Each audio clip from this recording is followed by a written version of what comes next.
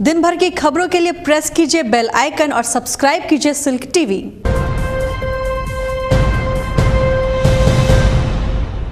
नमस्कार, silk TV में आपका स्वागत है। मैं हूं आपके साथ सुरुचि गौर। अब आप सिल्क टीवी की खबरों को मोजो टाइम्स ऐप पर भी देख सकते हैं। आइए करते हैं खबरों की शुरुआत। सबसे पहले नजर डालते हैं आज की हेडलाइंस पर। Headlines sponsored by SRM homes, आपका अपना आशियाना, एंड को sponsored by Bhagalpur city developers. Bhagalpur के चुनावी समर में 9 योद्धा ठोकेंगे ताल। चुनाव चिन्ह हुआ आवंटित। डीएम ने प्रेस कॉन्फ्रेंस कर दी जानकारी। मतदान कर्मियों के स्वास्थ्य जांच को लेकर डीआरडीए परिसर में लगाया गया शिविर। कई कर्मी पाए गए अनफिट।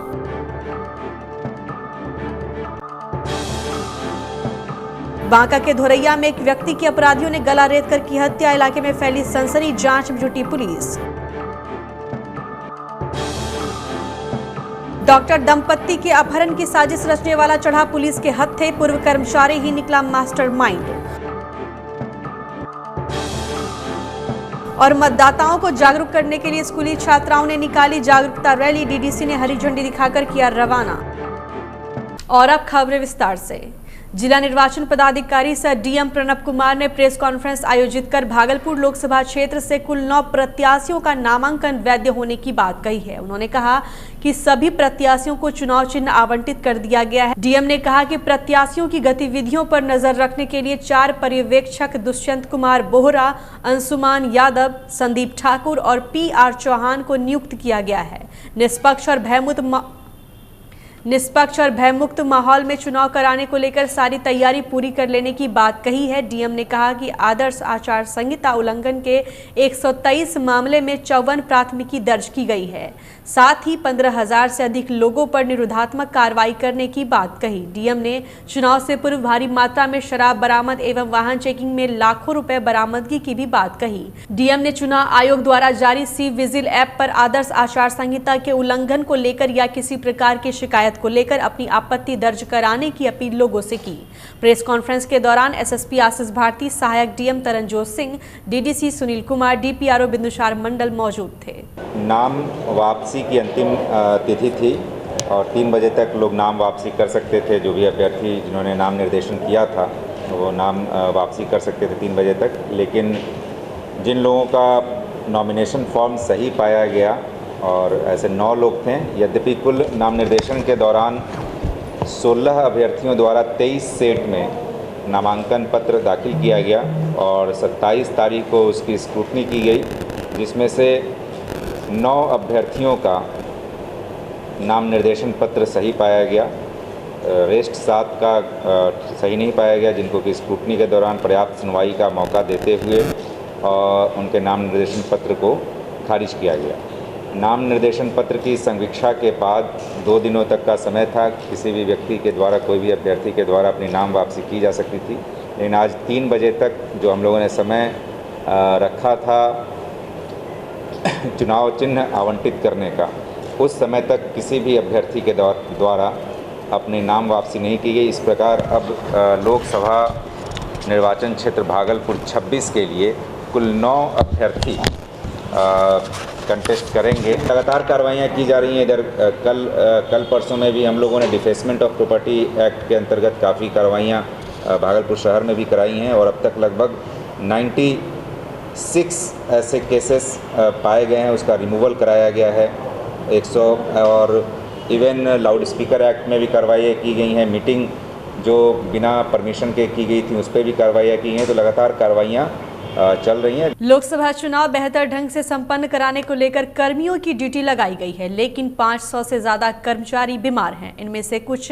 कैंसर से भी पीड़ित हैं, जबकि दर्जनों कर्मी निःशक्त किडनी रोग और मानसिक रोग से ग्रसित हैं। इन कर्मियों ने चुनाव ड्यूटी से मुक्त करने को लेकर आवेदन दिया है, जिसके बाद मतदान कर्मियों के स्वास्थ्य जाँच को लेकर शुक्रवार को DRDA के ऊपरी तल पर मेडिकल बोर्ड का गठन किया गया। मेडिकल बोर्ड में civil surgeon doctor Vijay Kumar Singh के नेतृत्व में मार्ग कर्मियों की जांच की गई, जिसमें गंभीर अवस्था में आए मरीजों को जांच के बाद चुनावी ड्यूटी से अलग कर दिया गया, जबकि जांच के दौरान कई लोग स्वस्थ भी पाए गए। आज का जांच शिविर वो चुनाव ड्यूटी जिसको लगी हुई है यहाँ भागलपुर में, उसमें बहुत सारे लोग अपने को बोल रहे हैं कि हम बीमार हैं डिफरेंट बीमारी से, तो वो बीमार है कि नहीं और उनको चुनाव ड्यूटी से लगाया जाए कि छोड़ दिया जाए, इसके लिए हम लोग यहाँ मेडिकल कैंप लगाए हैं।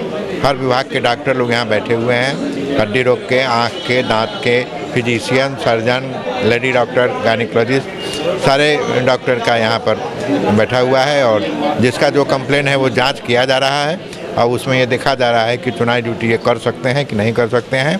जो नहीं कर सकते हैं उनको एग्जाम्प्ट हम लोग कर रहे हैं, लिख रहे हैं एग्जाम्प्ट तो करेंगे आपको चुनाव पदाधिकारी लोग, और जो लोग चुनाव कर सकते हैं उनको कहा जा रहा है कि आप भाई चुनाव जांच कीजिए। आपको नॉट एग्जेम्प्टेड लिखा जा रहा है, जो हम लोगों को कागज मिला है उसमें यही लिखना है एग्जेम्प्टेड या नॉट एग्जेम्प्टेड। धोरैया थाना क्षेत्र के मोटंगा झाझा बहियार में गुरुवार को एक अधेड़ की गला रेत कर हत्या कर दी गई। सुबह बहियार में शव पड़ा होने की सूचना जंगल में आग की तरफ फैल गई, जिसे देखने आसपास गांव के ग्रामीणों की काफी भीड़ लग गई। वहीं सूचना मिलते ही एएसआई सर्वी कुमार के नेतृत्व में धोरैया पुलिस ने घटनास्थल पर पहुंचकर सबको अपने कब्जे में ले लिया।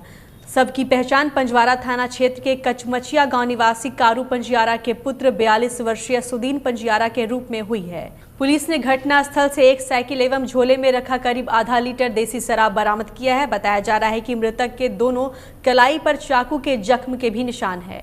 पुलिस ने सबको अपने कब्जे में लेकर पोस्टमार्टम के लिए भेज दिया है। वहीं हत्या के बाबत मृतक के भाई के बयान पर धोरैया थाना में 1 दर्जन लोगों पर प्राथमिकी दर्ज की गई है। भागलपुर ततारपुर के प्रसिद्ध चिकित्सक डॉक्टर इम्तियाजुर रहमान और उनकी पत्नी डॉक्टर इमराना रहमान के अपहरण की साजिश करने वाले को पुलिस ने 24 घंटे के भीतर धर दबोचा। डॉक्टर दंपति ने जैसे ही ततारपुर पुलिस को अपहरण मामले की सूचना दी, वैसे ही पुलिस सक्रिय हो गई और प्रधान डाकघर में लगे सीसीटीवी फुटेज के आधार पर अमरेश कुमार अमर को गिरफ्तार कर लिया। दरअसल डॉक्टर रहमान और उनकी पत्नी के अपहरण करने का पत्र डॉक्टर के पुराने स्टाफ अमरेश ने ही पोस्टल डाक से 23 मार्च को भेजा था और रंगदारी की साजिश रची थी, लेकिन पुलिस प्रशासन की सक्रियता के कारण साजिशकर्ता अपने मकसद में कामयाब नहीं हो सके। वहीं रेंज डीआईजी विकास वैभव के निर्देश पर पुलिस ने जब डाकघर में लगे सीसीटीवी फुटेज को खंगाला तो आरोपी की पहचान हो गई। गिरफ्तारी के बाद अमरेश ने पुलिस के समक्ष अपना जुर्म कबूल लिया। वहीं डॉक्टर इम्तियाजुर रहमान ने त्वरित कार्रवाई के लिए पुलिस प्रशासन का शुक्रिया अदा किया है। हम पुलिस प्रशासन में अपने सबसे पहले अपने थाना के जो अध्यक्ष हैं वो और थाना से और जो इंस्पेक्टर हैं उनकी बर्वत कार्रवाई और हमारे डीआईजी साहब के जो रिस्पांस रहा, ये दोनों को बहुत ही सराहनीय बोलेंगे। मुझे लगता है कि शायद बहुत दिनों बाद मेरे इल्म में इतना जल्दी कोई प्रॉब्लम को या इस तरह की थ्रेटनिंग कॉल को सॉल्व ही नहीं किया गया, बल्कि पूरे पब्लिक में एक कॉन्फिडेंस को ग्रो हुआ, बल्कि इतना कॉन्फिडेंस बढ़ा कि पुलिस बहुत सक्षम है और चाह लेगी तो कुछ भी कर सकती है बहुत कम समय में। और मैं अभी भी बोलूँगा मीडिया का जो रोल रहा है वो बहुत ही सराहनीय रहा है, जिन्होंने इस बात को उजागर भी किया और लोगों के दरमियान एक कॉन्शसनेस, एक जागरूकता लाने में बड़ी मदद की। अब चूँकि जो काम करने वाले, इस तरह की हरकत करने वाले लोगों को पकड़ लिया गया है और उन्होंने कन्फेस भी कर दिया है, तो अब बाकी काम पुलिस का है, वो अपने हिसाब से वो आगे करेगी। लोकसभा चुनाव में मतदान का प्रतिशत बढ़ाने को लेकर भागलपुर जिला प्रशासन के द्वारा लगातार जागरूकता अभियान चलाया जा रहा है। शुक्रवार को समाहरणालय परिसर से स्कूली छात्र छात्राओं के द्वारा मतदाता जागरूकता रैली निकाली गई, जिसे डीडीसी सुनील कुमार और डीपीआरओ बिंदुसार मंडल ने हरी झंडी दिखाकर रवाना किया। समाहरणालय परिसर से निकली रैली शहर का भ्रमण करते हुए टाउन हॉल पहुंचकर समाप्त हुई। भागलपुर से एनडीए प्रत्याशी सह जदयू उम्मीदवार अजय मंडल के समर्थन में भागलपुर पहुंचे केंद्रीय स्वास्थ्य राज्य मंत्री अश्विनी कुमार चौबे ने प्रेस कॉन्फ्रेंस आयोजित कर फिर से देश में मोदी सरकार बनाने की बात कही और कहा कि बिहार के सभी 40 सीटों पर एनडीए गठबंधन की जीत होगी। केंद्रीय राज्य मंत्री ने यूपीए गठबंधन पर निशाना साधते हुए महागठबंधन को ठग बंधन करार दिया। साथ ही राहुल गांधी और प्रियंका गांधी को पश्चाताप करने की नसीहत भी दे डाली। प्रेस कॉन्फ्रेंस के दौरान भाजपा जिला अध्यक्ष रोहित पांडे, जदयू जिला अध्यक्ष विभूति गोस्वामी, लोजपा जिला अध्यक्ष अमर कुशवाहा सहित बड़ी संख्या में कार्यकर्ता मौजूद थे। ये डबल इंजन बिहार के अंदर 40 सीटों पर अभी यूपीए तय नहीं कर पाए बहुत सारे उम्मीदवार, और एनडीए का उम्मीदवार तय हो गया और पूरी तरह से हम 40 के 40 सीट पर भारतीय जनता पार्टी एनडीए 40 सीटों पर हम लड़ रहे हैं, 40 सीटों पर लड़ रहे हैं। हमने बूथ से लेकर के और लगातार मतदान कमेटी बना करके जहां संगठन को हमने मजबूत किया है, वहीं हम एक अच्छी सरकार देने के लिए और खड़े हैं। मुझे विश्वास है कि 40 के 40 सीटों पर भारतीय जनता पार्टी और एनडीए गठबंधन, एक सशक्त गठबंधन, पूरी तरह से हम 40 सीट विजय होने के, पराक्रम होने के कागार पर हम खड़े हो गए। फिलहाल वक्त हो चला एक छोटे से ब्रेक का, मिलते हैं ब्रेक के बाद। अब आप सिल्क टीवी की खबरों को मोजो टाइम्स ऐप पर भी देख सकते हैं।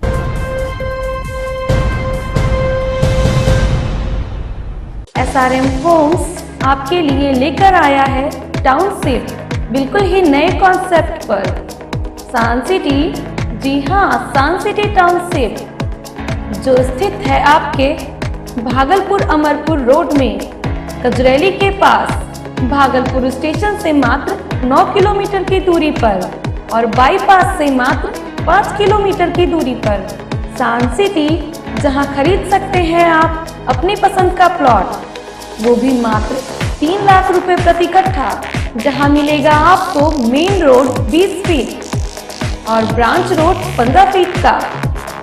सान सिटी टाउनशिप, जिसमें प्रवेश के लिए होगा मेन गेट और टाउनशिप का एरिया बाउंड्री से घिरा रहेगा। प्लॉट बुक कीजिए और पोजीशन पाइए। प्लॉट बुक करने के लिए संपर्क करें SRM homes private limited, 3rd floor, Chandra block complex, Ghantaghar, Bhagalpur.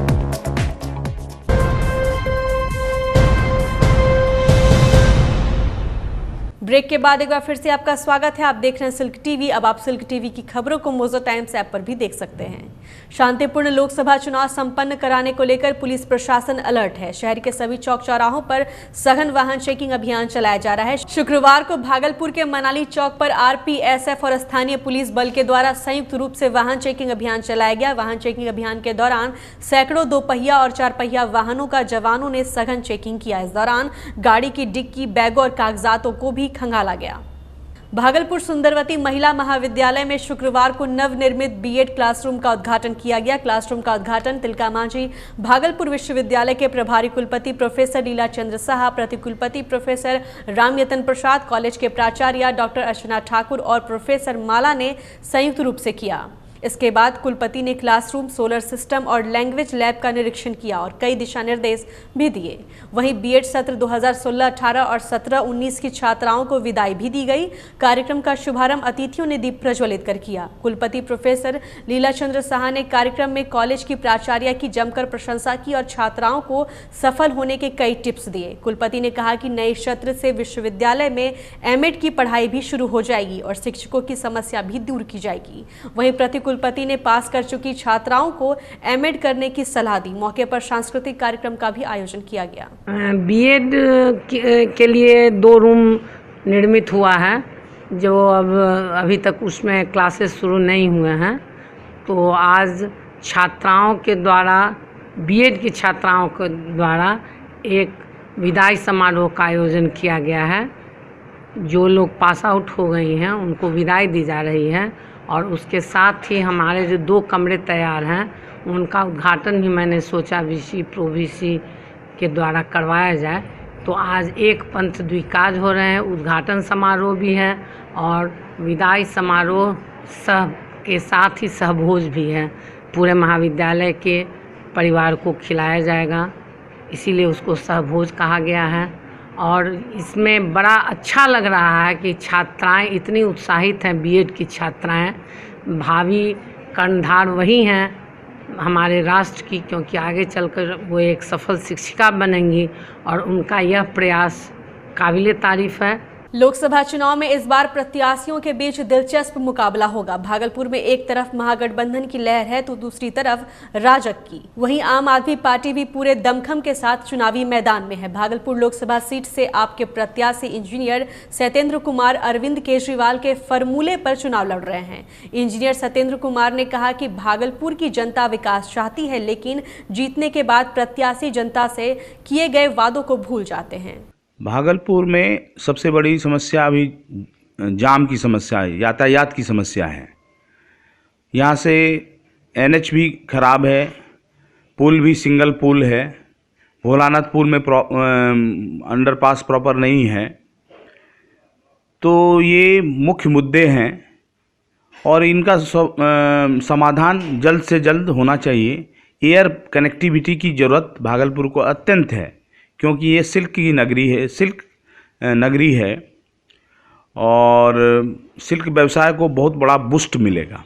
आदमी का खर्च स्वास्थ्य, शिक्षा पे और बिजली बिल पे ज़्यादा जा रहा है। तो अरविंद केजरीवाल जी का मॉडल हमें अच्छा लगा, इसलिए मैंने आम आदमी पार्टी से चुनावी राजनीति में आने का फैसला लिया। दिल्ली के स्कूल में, सरकारी स्कूलों में अब प्राइवेट स्कूल के बच्चे नाम कटा के दाखिला ले रहे हैं और इसकी संख्या बढ़ती जा रही है। तो अगर वो सही नीयत से काम करें तो काम हो सकता है। और आपको एक बता दें कि कुल बजट का 27% हिस्सा शिक्षा पे दिल्ली सरकार खर्च कर रही है। उस मॉडल को मैं बिहार में भी लाने की कोशिश करूंगा।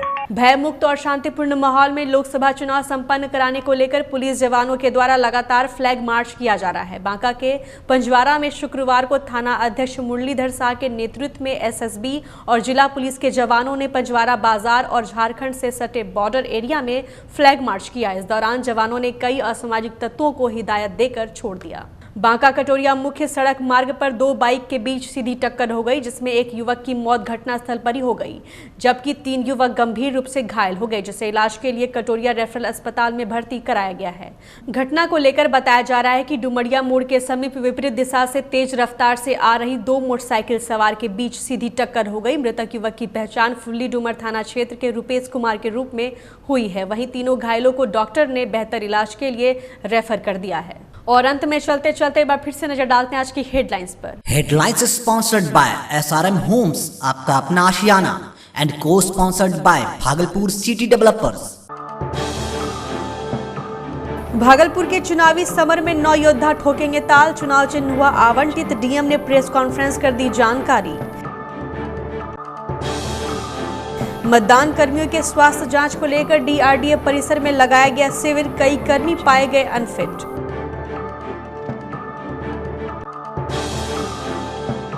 बांका के धोरैया में एक व्यक्ति की अपराधियों ने गला रेत कर की हत्या, इलाके में फैली सनसनी, जांच में जुटी पुलिस। डॉक्टर दंपत्ति के अपहरण की साजिश रचने वाला चढ़ा पुलिस के हत्थे, पूर्व कर्मचारी ही निकला मास्टरमाइंड। और मतदाताओं को जागरूक करने के लिए स्कूली छात्राओं ने निकाली जागरूकता रैली, DDC ने हरी झंडी दिखाकर किया रवाना। अब आप सिल्क टीवी की खबरों को मोजो टाइम्स ऐप पर भी देख सकते हैं। फिलहाल इस बुलेटिन में इतना ही। नमस्कार।